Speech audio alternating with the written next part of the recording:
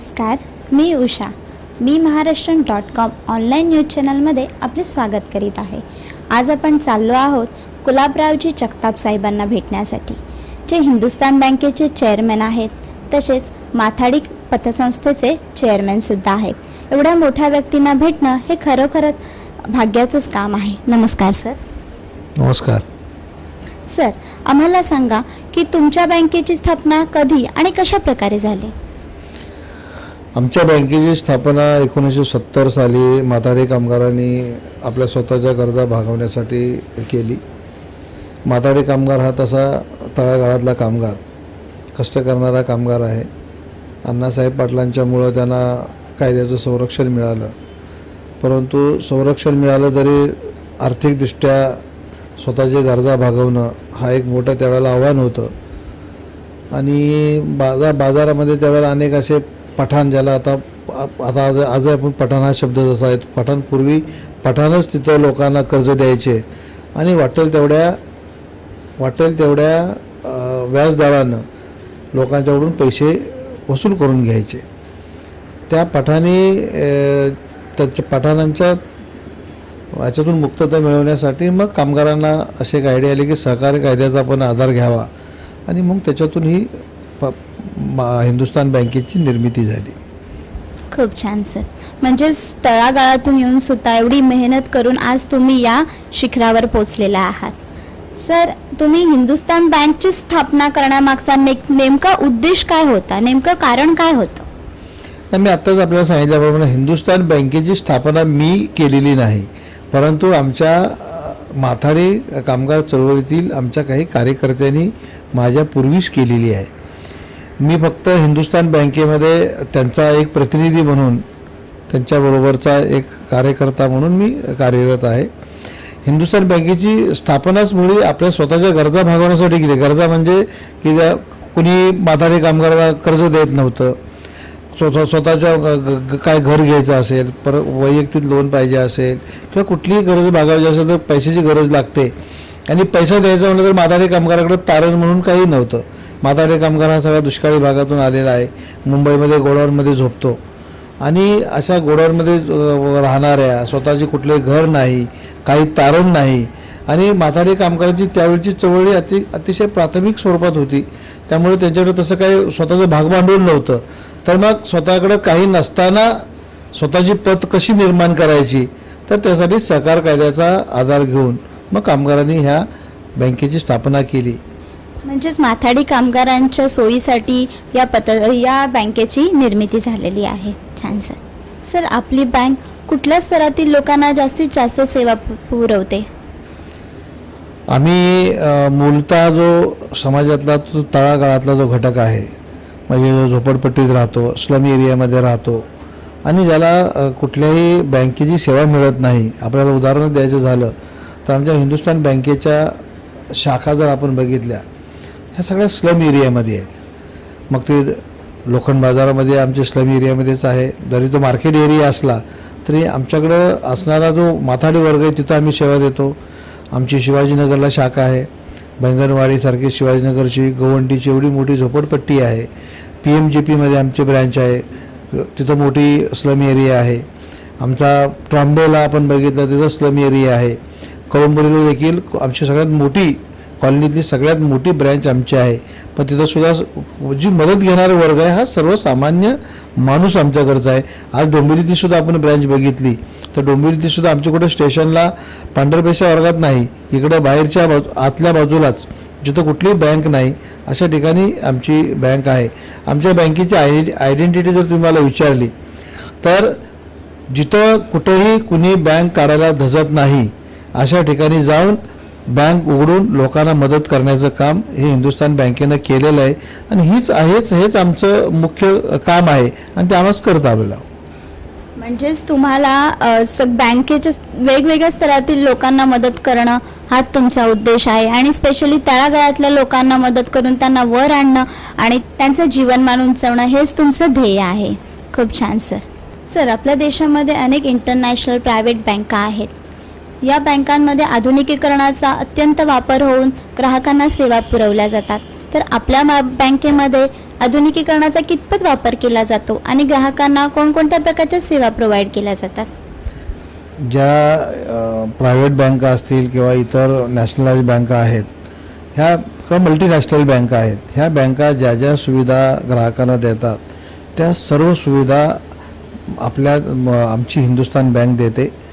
कारण हल्ली हे ग्लोबलायझेशनमुळं ग्राहकांना सर्व सेवा उपलब्ध झाला तरच ग्राहक आपल्या बँकेमध्ये राहील हे प्रत्येकाला माहीत आहे. त्यामुळे ज्या ज्या सेवा त्या बँका देतात त्या सर्व सेवा आम्ही देतो. आता कुठल्या सेवा देतात तर आम्ही आजही आमच्या ATMची सेवा आमच्याकडे उपलब्ध आहे, NEFTची सेवा आमच्याकडे उपलब्ध आहे, RTGSची सुविधा उपलब्ध आहे. 5 मिनिटामध्ये देशाच्या कुठल्याही कोपऱ्यामध्ये तुमचा पैसे त्या ग्राहकाला मिळू शकतात. ह्या अशा अनेक सुविधा आमच्या बँकेमध्ये आहेत. आणि कर्जासारखी तर आणखी चांगली सुविधा आमच्याकडे आहेच. आम्ही अक्सर दाव्यानं सांगतो की ह्या मल्टीनॅशनल बँका, प्रायव्हेट बँका जाहिराती करतात. जाहिरातीद्वारे चांगले ग्राहक त्यांच्याकडे खेचून घेतात आणि जो चांगला ग्राहक आहे हा त्यांच्याकडे जातो आणि राहिला सोला ज्याला कोणी मदत करत नाही असा हा आमच्या सहकारी बँकांच्याकडं हा ग्राहक येतो आणि त्या ग्राहकांना मदत करण्याचं हे आमच्या बँका काम करतात. मला वाटते या देशातल्या सर्वात तळागाळातल्या ज्याला न्याय मिळत नाही अशा ग्राहकांना न्याय देण्याचं काम ह्या सहकारी बँकेतून आमच्यासारखे लोक करत असतात असं आम्ही अभिमानाने सांगतो. खूप छान सर. म्हणजे तळागाळातल्या लोकांना न्याय मिळवून देणं आणि त्यांना सेवा पुरवणं हे तुमचं मुख्य काम आहे. सर, आपल्या हिंदुस्तान बँकेमध्ये कुठल्या कुठल्या प्रकारचे कर्ज तुम्ही ग्राहकांना देता, उपलब्ध करून देता? हिंदुस्तान बँक जी सर्व जेवढी मार्केटमध्ये इतर बँका जी कर्ज देते ते सर्व कर्ज आम्ही ग्राहकांना देतो. विशेषतः हिंदुस्तान बँक पर्सनल लोन म्हणजे जे पर्सनल लोन देते, हिंदुस्तान बँक हाऊसिंग लोन देते, हिंदुस्तान बँक व्हेकलसाठी लोन देते, छोट्या व्यवसायासाठी लोन देते, मोठ्या व्यवसायासाठी लोन देते. म्हणजे जसा ग्राहक आहे ज्याच्या साईजप्रमाणे त्याला जे जे आवश्यकता आहे त्याप्रमाणे आम्ही ग्राहक तपासून त्यांना सर्व कर्जाची सुविधा आमच्याकडे उपलब्ध आहे. म्हणजे ग्राहकांच्या गरजेनुसार ग्राहकाला ज्या प्रकारची गरज असेल त्या प्रकारचे लोन तुमची प्रोव्हाइड करू शकता. खूप छान सर. सर, बँकिंग सेक्टरमधला NPA हा अत्यंत क्रिटिकल असा वर्ड्स आहे. तर आपल्या बँकेमध्ये NPA, हिंदुस्तान बँकेमध्ये NPAचं काय स्टेटस आहे? आपण आत्ताच विचारल्याप्रमाणे NPA हा क्रिटिकल शब्द आहे, परंतु आमच्या दृष्टीने तो काही क्रिटिकल शब्द नाही. कारण हिंदुस्तान बँकेचं NPAचं प्रमाण हे अतिशय चांगलं आहे. चांगलं आहे म्हणण्यापेक्षा आम्ही आमचा नेट NPA हा 8% खाली आहे आणि ग्रॉस तर 0 आहे. त्यामुळं सर्वसाधारणपणे ज्या बँका 10% आतमध्ये आहेत त्यांची एक चांगली सुस्थिती समजली जाते.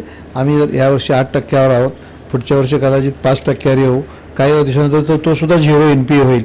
अशा पद्धतीची चांगली बँकेची रिकव्हरीची वसुलीची कारवाई आहे. आणि आमचा जो ग्राहक आहे हा अतिशय प्रामाणिकपणे गरीब सर्वसाधारण माणूस आहे, गरजू आहे आणि त्याच्या ज्या गरजू माणसाला मदत केली तर तो वसुलीला फारसा त्रास देत नाही.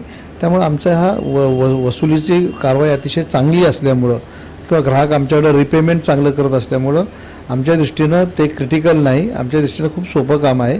आणि आमच्या बँकेची परिस्थिती NPAच्या दृष्टीनं अतिशय सक्षमपणे आहे, रिझर्व्ह बँकेच्या नियमाप्रमाणे आहे. खूप छान सर. सर, हिंदुस्तान बँकेला बरीच वर्ष अनेक पुरस्कार मिळत असतील, या पुरस्काराबद्दल आम्हाला थोडी माहिती. हिंदुस्तान बँकेनं केलेल्या कामकाजाचा गौरव निश्चितपणानं महाराष्ट्रातील मुंबईमधल्या अनेक संस्थांनी केलेला आहे. मला अभिमानानं मी सांगेन की बृहन्मुंबई नागरी बँक असोसिएशननं मला वाटतं गेली सलग बरीच वर्ष, जवळ 10 वर्ष आम्हाला कंटिन्युअसली पुरस्कार देत आलेली आहे. वसंतदादा पाटील सहकारी पुरस्कारही मिळालेला आहे. महाराष्ट्र बँक फेडरेशनचेही अनेक पुरस्कार आम्हाला मिळालेले आहेत. तर हिंदुस्तान बँकेनं जेवढे महाराष्ट्रामध्ये सहकार क्षेत्रामध्ये चांगल्या काम करणाऱ्या बँका आहेत त्यामध्ये जे पुरस्कार दिले जातात ते बहुतेक सर्व पुरस्कार बँकेला मिळालेले आहेत. एवढे बँकेचे कामकाज चांगलं आहे. खूप छान सर. सर, गुलाबराव जगताप आणि गुलाबरावजी जगताप साहेब यांच्यातील प्रवास काय होता हा आमच्या प्रेक्षकांना? माझ्या दृष्टीनं गुलाबराव जगताप पूर्वी होते, आजही गुलाबराव जगतापच आहेत. आता कुणी आदरानं प्रेमानं साहेब म्हणतो तो वेगळा भाग आहे, परंतु मी गुलाबराव जगतापच आहे. मी एक माताडी एक चळवळीत काम करणारा छोटासा कार्यकर्ता. स्वर्गीय अण्णासाहेब पाटलांच्या बरोबर मला काम करण्याची संधी मिळाली आणि आमच्या कुटुंबालाही थोडासा चळवळीचा वारसा आहे. त्याच्यातून काही भाग येऊन आईवडिलांचे एक संस्कार याच्यातून मी ह्या चळवळीमध्ये ओढला गेलो आणि माथाडी कामगार चळवळीच्या मुशीतून माथाडी कामगाराची चळवळी गरिबांची चळवळ आहे आणि ह्या गरिबांच्या चळवळीच्या मुशीतून तयार झालेला मी एक कार्यकर्ता. आजही पूर्वी होतो तसंच आजही कार्यरत आहे.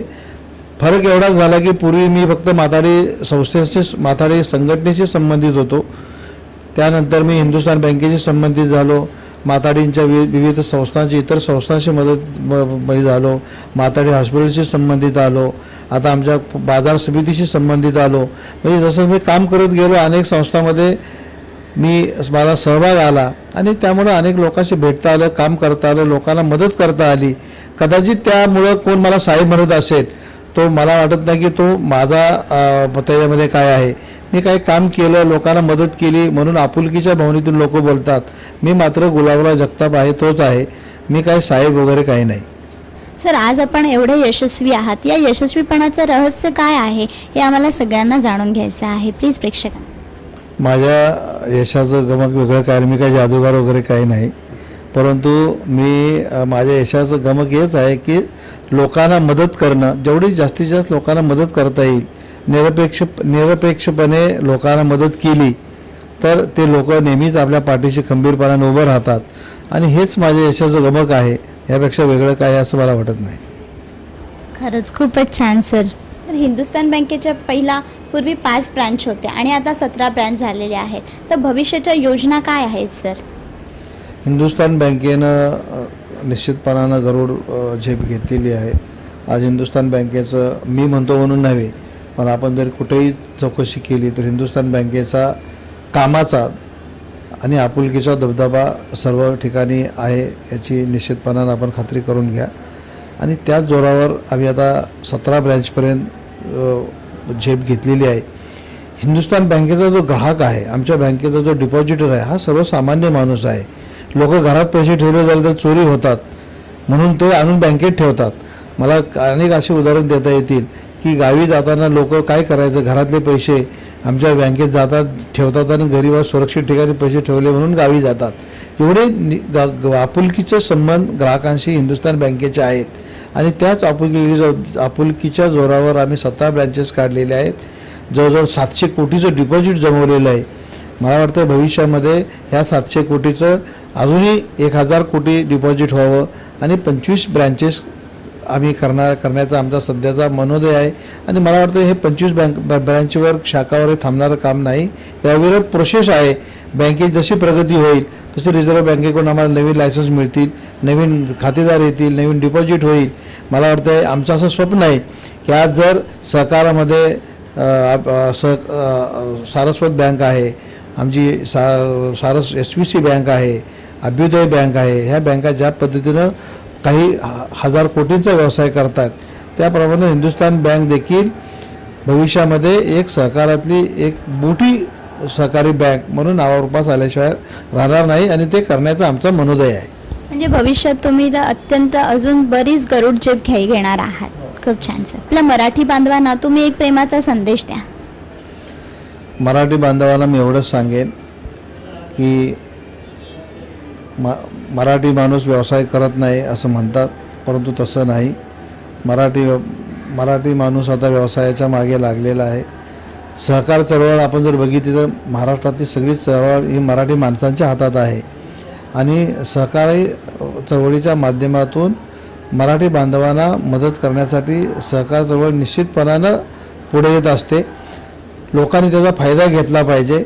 मी माझ्या कामकाजाच्या कालावधीमध्ये आमच्या बँकेकडून मी अनेक मराठी तरुणांना, अनेक मराठी कुटुंबांना आम्ही मदत केलेली आहे आणि आज ते मुंबईतले, महाराष्ट्रातले चांगले उद्योजक म्हणून नावारूपायला आलेले आहेत. आपणही जर प्रामाणिकपणानं धंदा केला, सचोटीनं काम केलं आणि व्यवसायाच्या मागे जर आपण राहिलो तर निश्चितपणानं आपणही मोठे व्यावसायिक होऊ शकतो. लोकांनी फक्त मनातला न्यूनगंड काढून आपण जर येऊन कामाला जर लागलो तर निश्चितपणानं यशस्वी उद्योजक म्हणून आपण येऊ शकतो. लोकांनी तसं येऊन कामकाजाला लागलं पाहिजे. तुम्ही तुमचा एवढा अमूल्य वेळ आम्हाला दिलात त्याबद्दल मी महाराष्ट्रीयन ऑनलाईन न्यूज चॅनलमध्ये आपले आभार मानते. धन्यवाद. मी महाराष्ट्रीयन चॅनलचा अतिशय आभारी आहे. आपण आलात, आमचं मनोगत आपण घेतलं, आम्हाला बोलण्याची संधी दिली, त्याबद्दल मी आपला खूप खूप आभार मानतो.